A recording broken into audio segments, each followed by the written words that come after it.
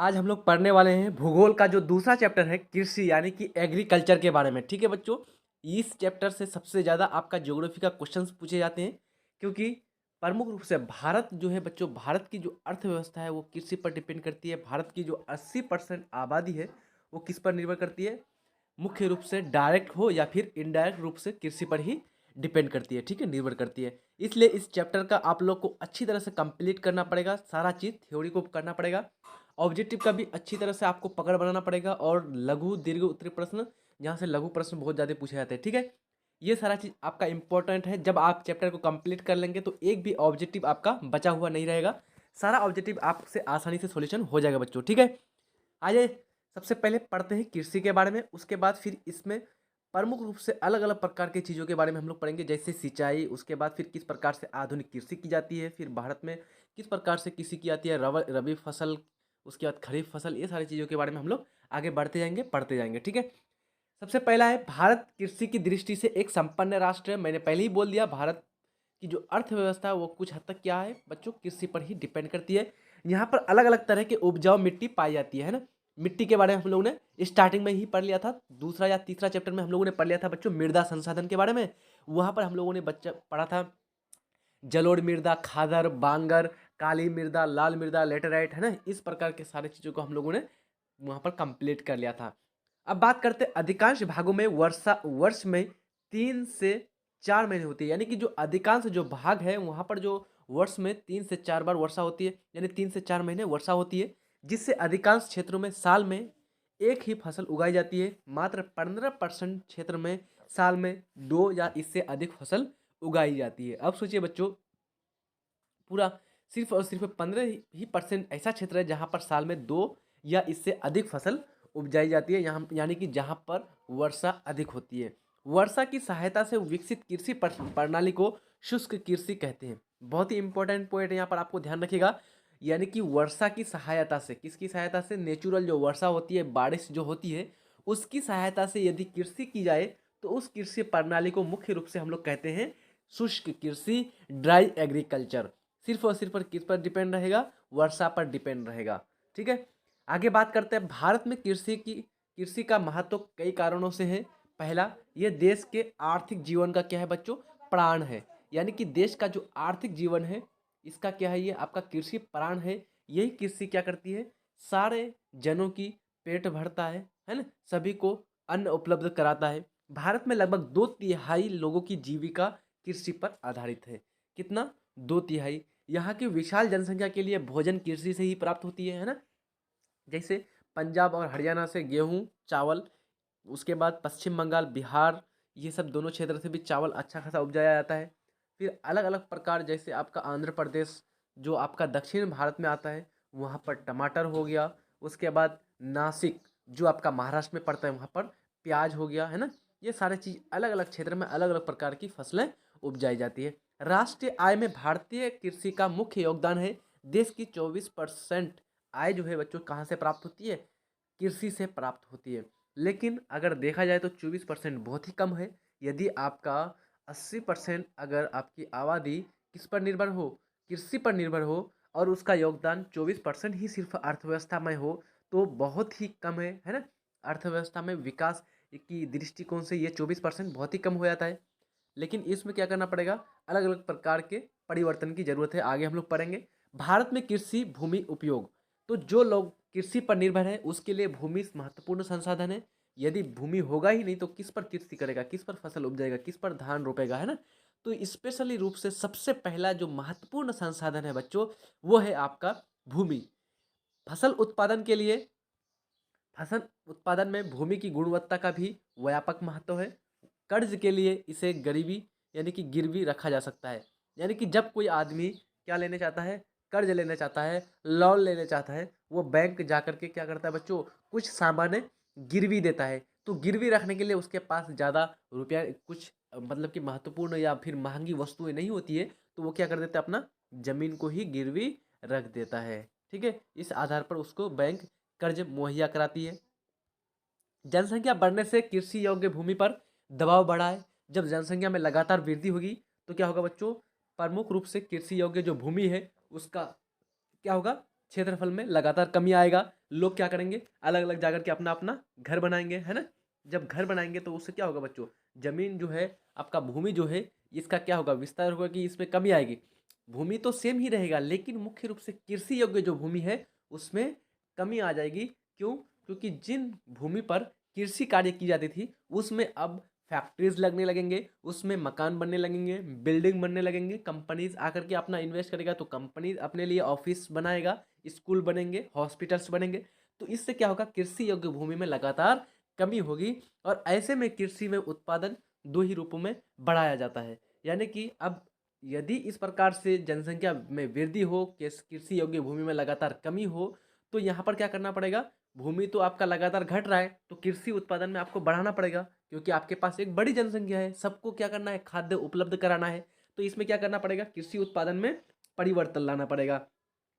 तो इसमें कैसे, तो दो इसका उपाय है। पहला है प्रति हेक्टर उपज में वृद्धि, यानी प्रति हेक्टर, एक हेक्टेयर में जितना फसल उत्पादन हो रहा था अब उससे अधिक उत्पादन करना पड़ेगा। अब अधिक उत्पादन करने के लिए क्या करना पड़ेगा, आपको हाइब्रिड फसल के, हाइब्रिड बीज का प्रयोग करना पड़ेगा, उत्तम सिंचाई का प्रयोग करना पड़ेगा, उत्तम सिंचाई की जरूरत होगी आपको। उसके बाद उर्वरक, खाद, यूरिया, पोटास, डीएपी, इस प्रकार के सारे उर्वरकों की मतलब की जरूरत होगी। उसके बाद अन्य प्रकार के कीटाणुनाशक, जीवाणुनाशक, इसके इन सब का भी जरूरत पड़ेगा। तब जाकर के प्रति हेक्टर उपज में क्या होगी, आपकी वृद्धि होगी। आगे है दूसरा पॉइंट, एक ही वर्ष में एक ही भूमि में एक से अधिक फसल लगाकर कुल उत्पादन में वृद्धि करना। इसे क्या कहते हैं, मुख्य रूप से गहनता कहते हैं, शस्त्र गहनता कहते हैं, या इसको गहन कृषि कहते हैं बच्चों। क्या कहते हैं, गहन कृषि कहते हैं। मुख्य रूप से पश्चिम बंगाल, उत्तर प्रदेश और बिहार में गहन कृषि की जाती है, क्योंकि यहाँ पर क्या है, जनसंख्या अधिक है। उसके बाद क्या करते हैं लोग, यहाँ के एक ही खेत से एक वर्ष में दो या इससे अधिक फसल उपजाते हैं। तो इसी को क्या कहते हैं बच्चों, हम लोग गहन कृषि कहते हैं। जैसे एग्जाम्पल में यहाँ पर ले लीजिए अपना एग्जाम्पल, मेरे पास क्या है, आपका 2 हेक्टेयर भूमि है। अब एक वर्ष में धान बोकर धान उपजा दिया, इसके बाद रबी के समय वही 2 हेक्टेयर भूमि पर गेहूं बोकर गेहूं उपजा दिए, फिर जायद फसल के समय कम अवधि में तैयार होने वाले मूंग की फसल फिर बोकर कटाई करना। तो मुख्य रूप से धान भी लगा दिया, धान के बाद जैसे ठंड का सीजन आया उसमें गेहूं लगा दिया, रबी रबी फसल। और जैसे गेहूं काटे जायद फसल में लगा दिए क्या, मूंग लगा दिए, जो बहुत ही कम समय में आपका तैयार हो जाता है फसल। तो यहाँ पर एक ही वर्ष में 3 फसल आपने आसानी से उपजा दिया एक ही खेत से, तो इसको हम लोग बोलेंगे मुख्य रूप से गहन कृषि। आगे बात करते हैं, 2 हेक्टेयर भूमि पर 3 बार फसल उत्पादन कर 6 हेक्टेयर भूमि का लाभ ले लिया गया। अब कुछ ऐसे भूमि है जिसमें एक वर्ष में एक ही बार खेती होती है। अब ये जो 2 हेक्टेयर वाली जो भूमि थी आपके पास, इसमें आपने क्या किया कि एक वर्ष में 3 फसल उपजा दिया आप। तो 3 फसल उपजा दिया, इसकी तुलना में क्या किया आपने, 3 गुना फसल उपजा दिया, है ना। तो इस प्रकार से आपके पास कितना था, 2 ही हेक्टेयर भूमि था, लेकिन आपने लाभ कितना हेक्टेयर भूमि का लिया, 6 हेक्टेयर भूमि का लाभ ले लिया। आगे बात करते हैं शस्य गहनता। शस्य गहनता क्या होगा, कुल बोया गया क्षेत्र बटे शुद्ध बोया गया क्षेत्र गुणा 100%। यानी कि देखिए, कुल बोया गया क्षेत्र कितना था आपका, 6 था, 6 हेक्टेयर आपने बोया था टोटल 3 वर्ष, एक वर्ष में, है ना। और उसके बाद शुद्ध बोया गया क्षेत्र यानी कितने आपके पास था, 2 हेक्टेयर था। और उसके बाद इसमें क्या करेंगे हम लोग, 100% कर देंगे, तो यहाँ पर निकल जाएगा आपका शस्य गहनता। तो इससे कट जाएगा 2 तिया 6, तो 300 हो जाएगा क्या, 300% यहाँ पर शस्य गहनता हुई। तो आसानी से आप लोग शस्य गहनता निकाल सकते हैं। इसका फॉर्मूला क्या होता है, कुल बोया गया क्षेत्र अपॉन यानी कि बटे शुद्ध बोया गया क्षेत्र गुणा 100%। शस्य गहनता की दृष्टि से पंजाब भारत का अग्रणी राज्य है, यानी कि वहाँ पर सबसे अधिक कृषि होती है। एक वर्ष में एक खेत से दो या इससे अधिक कृषि सबसे अधिक कहाँ पर होती है, पंजाब में होती है। और ये सबसे पहला राज्य है आपका भारत का, यानी कि शस्य गहनता की दृष्टि से ये आपका अग्रणी राज्य है। अब बात करते हैं शस्य गहनता को प्रभावित करने वाले कारक, यानी शस्य गहनता किस प्रकार से जरूरी है और उसके लिए कौन कौन सा चीज़ आपका उपयुक्त है। तो सबसे पहला चीज़ है आपका सिंचाई, उसके बाद दूसरा है उर्वरक यानी कि आपका फर्टिलाइजर, स्पेशली रूप से आपका अलग अलग प्रकार के खाद्य बीज, खाद्य कीटाणुनाशक जो आपको बताए, यूरिया, ये सब चीज़ का जरूरत पड़ेगा, पोटाश। फिर उन्नत बीज यानी हाइब्रिड किस्म के बीज की जरूरत पड़ेगी, यांत्रिकरण यांत्रिकरण मतलब कि बच्चों अलग अलग प्रकार के औजारों का उपयोग करके क्या करना, फसल उत्पादन में वृद्धि लाना। जैसे पहले लोग क्या करते थे, हल बैल से आपका जुताई करते थे, तो वहाँ पर ट्रैक्टर का प्रयोग करना, या फिर धान की मालिश करनी है, धान आपको क्या करना है, धान को आपको मालिश करना है, कटाई करना है, तो वहाँ पर आपने कंपेन का प्रयोग कर लिया, कंपेन मशीन एक ही बार में सारा चीज़ कार्य कर दिया। तो ये हो गया आपका यांत्रिकरण, यानी आधुनिक यंत्रों का उपयोग यांत्रिकरण कहलाएगा। आगे है कीटनाशक, यानी अलग अलग प्रकार के यदि फसलों में कीट मतलब पकड़ लेता है, तो उसको समाप्त करने के लिए, उनको नष्ट करने के लिए, नष्ट करने के लिए क्या चाहिए, कीटाणुनाशक की जरूरत। उसके बाद कृषि उत्पादनों का उचित मूल्य, ये भी बहुत ही जरूरी है। जब तक कृषि उत्पादों का उचित मूल्य मिलेगा नहीं, तो फिर जो किसान है वो उसमें अपना जो है रुचि नहीं दिखाएगा किसी भी फसल के उत्पादन में, है ना। तो ये कृषि उत्पादनों का उचित मूल्य भी जरूरी है। आगे है वर्षा पोषित कृषि या वर्षाधीन कृषि। वर्षाधीन मतलब बच्चों बच्चों यानी कि वर्षा पर अधीन, यानी कि मुख्य रूप से सिर्फ और सिर्फ किस पर निर्भर, वर्षा पर निर्भर। इसी को बोलते हैं वर्षा पोषित कृषि या वर्षाधीन कृषि। जब फसल केवल वर्षा द्वारा प्राप्त नमी के आधार पर पैदा की जाती है, तो इसे ही क्या कहते हैं, प्रमुख रूप से वर्षा पोषित कृषि कहते हैं या वर्षाधीन कृषि कहते हैं। ये कृषि मुख्य रूप से दो प्रकार की होती है, एक होती है शुष्क भूमि कृषि, दूसरा होता है आर्द्र भूमि कृषि। बात करते हैं 75 सेंटीमीटर से कम वर्षा वाले क्षेत्रों में होने वाली कृषि को शुष्क भूमि कृषि एवं 75 सेंटीमीटर से अधिक वर्षा वाले क्षेत्र में होने वाली कृषि को आर्द्र भूमि कृषि कहते हैं। देखिए बच्चों, शुष्क शुष्क मतलब वहाँ पर क्या होगी, वर्षा कम होगी, और आर्द्र यानी कि बारिश यानी कि वर्षा अधिक होगी। तो प्रमुख रूप से जब 75 सेंटीमीटर से कम वर्षा वाले क्षेत्र में कृषि की जाएगी, तो उसको बोलेंगे शुष्क भूमि कृषि। और दूसरा, यदि 75 सेंटीमीटर से अधिक वर्षा वाले क्षेत्र में कृषि की जा रही है, तो उसको बोलेंगे आर्द्र भूमि कृषि। अब बात करते हैं कृषि के प्रकार। तो सबसे पहला है प्रारंभिक जीविका कृषि, दूसरा गहन जीविका कृषि, और तीसरा आपका व्यापारिक कृषि। पहला है आपका प्रारंभिक जीविका कृषि, यानी कि बच्चों प्रमुख रूप से सिर्फ और सिर्फ अपनी आजीविका, अपना जीवन यापन करने के लिए जो कृषि उपजाई जाएगी, उसी को बोलेंगे प्रारंभिक जीविका कृषि। ये अति प्राचीन काल से जाने वाली, यानी कि ये अति प्राचीन काल से की जाने वाली कृषि का तरीका है। इसमें पुराने तरीके से भूमि पर खेती की जाती है। खेती के औजार भी काफ़ी पुरानी है, यानी इसमें मुख्य रूप से उन्नत किस्म के बीज की कोई बात नहीं है, यानी कि परंपरागत बीज, परंपरागत मशीन का तो कोई बात ही नहीं। यानी हल, मिट्टी लोहे के हल या फिर आपका लकड़ी के बने हल, इसका प्रयोग किया जाता था, ठीक है। जैसे लकड़ी का हल, कुदाल आदि, जिसकी वजह से जुताई गहरी नहीं हो पाती, इसलिए उपज भी क्या होता है बच्चों, काफ़ी कम होता है। आगे है गहन जीविका कृषि। देश के अधिकांश हिस्से में ये कृषि की जाती है, गहन जीविका कृषि। जहाँ जनसंख्या दबाव ज़्यादा है, वहाँ इस प्रकार की पद्धति को अपनाया जाता है। प्रमुख रूप से जहाँ पर क्या होगा, जनसंख्या अधिक होगा, जैसे बिहार, जैसे पश्चिम बंगाल, उत्तर प्रदेश, इन सारे क्षेत्र में क्या है, आपका जनसंख्या अधिक है, तो यहाँ पर गहन जीविका कृषि की जाती है। भूमि की उर्वरता को बनाए रखने के लिए परंपरागत ज्ञान, बीजों के रखरखाव एवं मौसम संबंधी भी अनेक विज्ञान का इसमें उपयोग किया जाता है। यहाँ पर क्या, परंपरागत ज्ञान के बारे में, बीजों का रखरखाव कैसे हो, उसको कितना तापमान दे कि वो आसानी से क्या हो, उपज जाए, या फिर मौसम संबंधी, यानी कि कब बारिश होगी, यानी कि ये मौसम जो है कैसा रहने वाला है, इन सब का भी ज्ञान वो लोग क्या करता है, इसका उपयोग करता है। इस कृषि में प्रधानतः खाद्यान्न यानी धान की खेती होती है बच्चों। प्रमुख रूप से जो आपका गहन जीविका जो कृषि है, इसमें कौन सी कृषि होती है, तो स्पेशली रूप से आपका धान की खेती की जाती है। तीसरा आपका व्यापारिक कृषि। व्यापारिक कृषि बच्चों मतलब कि व्यापार की दृष्टिकोण से, यानी कि आपका जिसमें मुनाफा ज़्यादा हो, इसमें फसलें व्यापार के लिए उपजाई जाती है। इसमें अधिक पूंजी, सबसे पहली चीज़ है पूंजी, क्या होगी, आपको अधिक ज़रूरत पड़ेगी। आधुनिक कृषि तकनीक का निवेश किया जाता है। इस कृषि में मुख्य रूप से गेहूं की खेती की जाती है। रोपण कृषि भी एक प्रकार की क्या है, आपका व्यापारिक कृषि है। जैसे चाय, कॉफ़ी, रबर, गन्ना या रोपण, ये क्या है बच्चों, आपका रोपण फसलें हैं।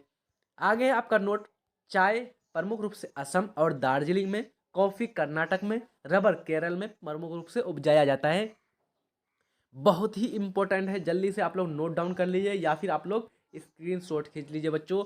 चाय का उत्पादन आपको बहुत बार पूछा जाता है, चाय का उत्पादक राज्य कौन सा है? आपको दे देगा बिहार, उत्तर प्रदेश, दिल्ली या फिर असम। तो आपको याद रखना है असम।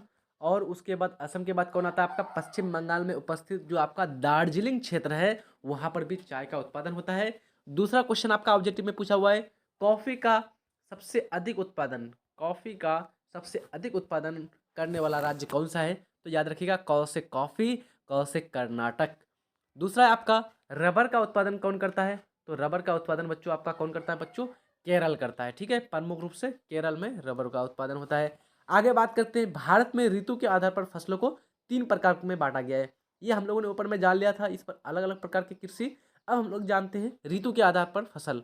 तो ऋतु के आधार पर कितने प्रकार के फसल होते हैं? 3 प्रकार के फसल होते हैं। एक होता है रबी फसल, दूसरा खरीफ फसल और तीसरा आपका जायद फसल। तो प्रमुख रूप से रबी फसल किसको बोलेंगे बच्चों?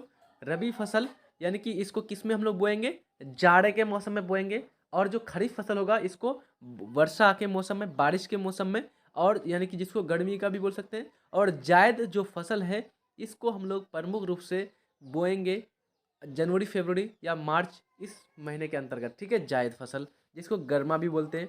बात करते हैं रबी फसलों के बारे में। इस फसल को जाड़े के महीने में अक्टूबर से दिसंबर के बीच बोया जाता है और ग्रीष्म ऋतु में यानी अप्रैल से जून के बीच काटा जाता है। ध्यान रखिएगा, रबी फसल का एग्जाम्पल्स बहुत पूछे जाते हैं। इसमें प्रमुख रूप से गेहूं सबसे ज़्यादा बार पूछा जाता है। गेहूं किस प्रकार की फसल है? रबी फसल, खरीफ फसल, जायद फसल या फिर इनमें से कोई नहीं। तो याद रखिएगा गेहूं कैसा फसल आपका? रबी फसल है, ठीक है। गेहूं के बाद जौ, चना, मटर, मसूर, सरसों, यानी कि जितनी प्रकार की दालें हैं वो सारे रबी फसल के अंतर्गत आती है बच्चों, ठीक है। अपने माइंड से भी आप लोग आंसर कर सकते हैं। जैसे रबी फसल होता है जाड़े में, तो जाड़े में आप अपने आसपास के क्षेत्र में किस प्रकार के फसल को देखते हैं? यानी कि प्रमुख रूप से जाड़े में आप देखेंगे सरसों को देखते हैं, तोड़ी। दूसरा चीज़ गेहूं को देखते हैं, तीसरा जौ को देखते हैं, चना देखते हैं, मटर देखते हैं, है ना। इस प्रकार मसूर को भी देखते हैं, मसूर भी उपजाया जाता है। ये फसल ज़्यादातर पंजाब, हरियाणा, पश्चिमी उत्तर प्रदेश में की जाती है। यानी कि ये जो सारे सारे फसलें हैं ये प्रमुख रूप से आपका पंजाब में, हरियाणा में और यानी कि पश्चिमी उत्तर प्रदेश, यानी उत्तर प्रदेश का जो पश्चिमी एरिया है जो पंजाब हरियाणा के बगल में है, उस क्षेत्र में उपजाई जाती है। अब बात करते हैं खरीफ फसलों के बारे में। यह फसल भारत में वर्षा ऋतु में जून जुलाई में बोई जाती है और सितंबर अक्टूबर में काटी जाती है। तो आपको क्वेश्चन पूछेगा बच्चों, खरीफ फसल बोई जाती है जून जुलाई या फिर अगस्त सितंबर या सितंबर अक्टूबर या नवंबर दिसंबर। तो ध्यान रखिएगा कब बोई जाती है? जून जुलाई में बोई जाती है। इसमें प्रमुख जो फसल है आपका धान है। बहुत बार क्वेश्चन पूछा जाता है आपको, धान किस प्रकार की फसल है? खरीफ फसल, रबी फसल, जायद फसल, इनमें से कोई नहीं। ध्यान रखिएगा धान किस प्रकार की फसल है आपका? खरीफ फसल है बच्चों, ठीक है। ये किस ऋतु में बोई जाती है? वर्षा ऋतु में बोई जाती है। अन्य फसलें अगर बात की जाए तो मकई हो गया, ज्वार, बाजरा, अरहर, मूंग और सोयाबीन, ठीक है। इन सारी चीज़ों को आपको याद रखना है, इन एग्जाम्पल्स को आपको याद रखना है, इन फसलों के बारे में आपको याद रखना है। अब बात करते हैं जायद यानी कि गर्मा फसलों के बारे में। तो खरीफ और रबी फसल के बीच ग्रीष्म ऋतु में जो फसल बोई जाती है उसे जायद या गर्मा फसल कहते हैं। यानी कि किसके बीच?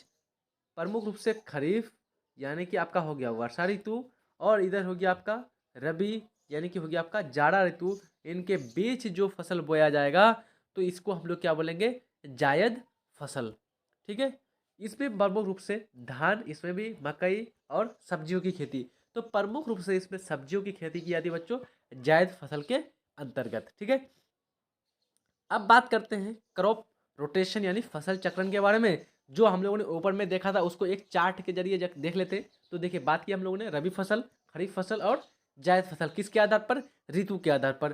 तो रबी फसल कब बोई जाती है? अक्टूबर नवंबर में। खरीफ फसल जून जुलाई में। और कब काटी जाती ये जायद फसल कब बोई जाती है? मार्च अप्रैल में। रबी फसल मार्च अप्रैल में कटाई होती है इसकी। खरीफ फसल इसकी अक्टूबर और नवंबर में। और जून जुलाई में किसकी कटाई होती है? जायद फसल की कटाई होती है। यदि रबी फसलों की बात की जाए तो इम्पोर्टेंट रूप से आपको गेहूं याद रखना है। बाकी ये सारे एग्जाम्पल ऐसे रहेंगे, गेहूँ आपका प्रमुख रूप से रबी फसल। दूसरा खरीफ फसल में ध्यान देना है आपको चावल को, ठीक है, यानी कि आपको धान को। उसके बाद आपका जायद फसल के अंतर्गत जो भी सब्जियां हैं, तरबूज, खरबूज, ककड़ी, खीरा, यानी कि ये सारे आपका आ जाएंगे प्रमुख रूप से किसमें, जायद फसल के अंतर्गत, ठीक है। तो आई थिंक आज का ये सारा चीज़ आपका समझ में आ गया होगा आप लोग को इम्पोर्टेंट रूप से। यहाँ पर कहीं भी आपको किसी भी प्रकार की समस्या आप लोग को नहीं रही होगी। यदि आप लोग चैनल में नए हैं तो सब्सक्राइब जरूर कर दीजिएगा। अगर वीडियोस अच्छे लग रहे हैं तो लाइक भी कर दीजिएगा और अपने दोस्त यार को ज़्यादा से ज़्यादा जोड़ने का प्रयास कीजिए, है ना। पढ़ाई करते रहिए अच्छी तरह से। मिलते हैं नेक्स्ट वीडियो में, तब तक के लिए जय हिंद, धन्यवाद।